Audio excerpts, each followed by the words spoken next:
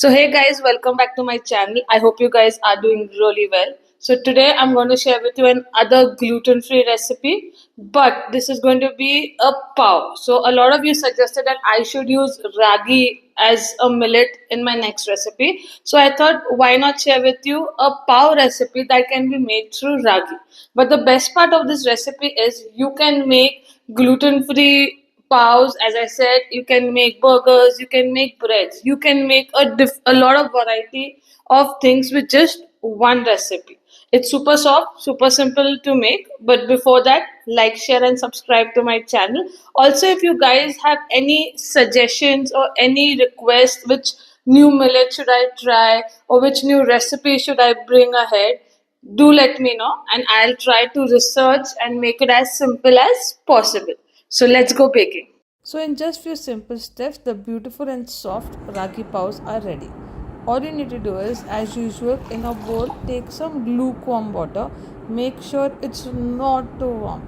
Then I added yeast in it. I use instant yeast, but you can use any other yeast, that's fine. You can add little bit of honey or date syrup or refined sugar, anything. I preferred honey for this recipe.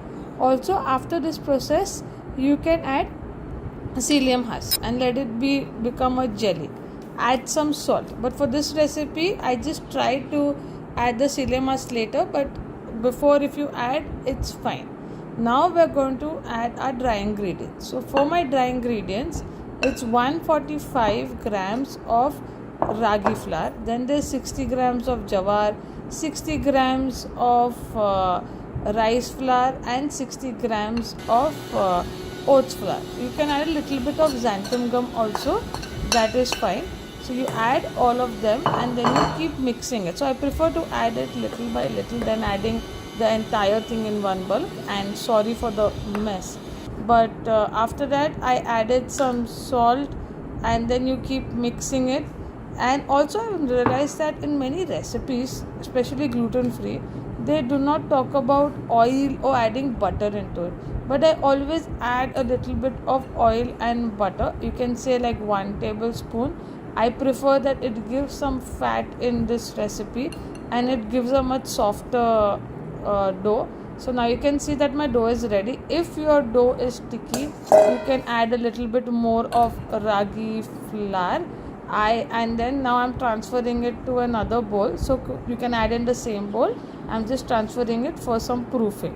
Also make sure that every flour, the water quantity is different, so that's why little bit here and there will be required to add water and flour, that is fine.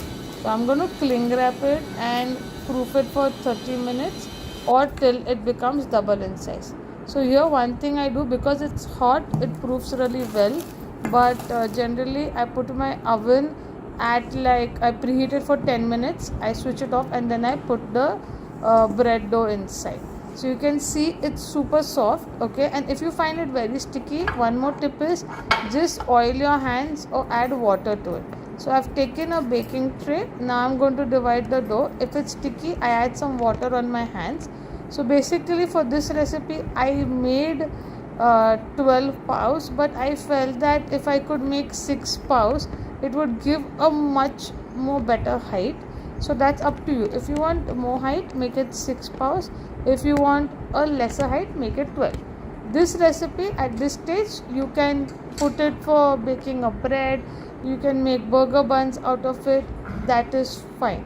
You only need one proofing. So after I've added is as pav, I am going to just add some milk wash to it. Just make sure that you just tap it and don't spread it. You can add egg wash also if you feel like, and we'll put it for baking. I baked it at 180 degrees for around 15 to 20 minutes. And also if you find it a little white, just add oil on top of it. Generally for every bread that comes out of mine, I sprinkle some water after it's done. So now you can see how super soft this has turned out. So you can even see the bun. Also do follow me on Instagram. I post a lot about healthy recipes and I also teach this gluten-free bread. So if you're interested, I'll be posting the link and you can connect with me if you want to learn about these breads at home. So you can see how nice and soft the pav has turned. You can add any flavor to it. All the description about my class and Instagram is mentioned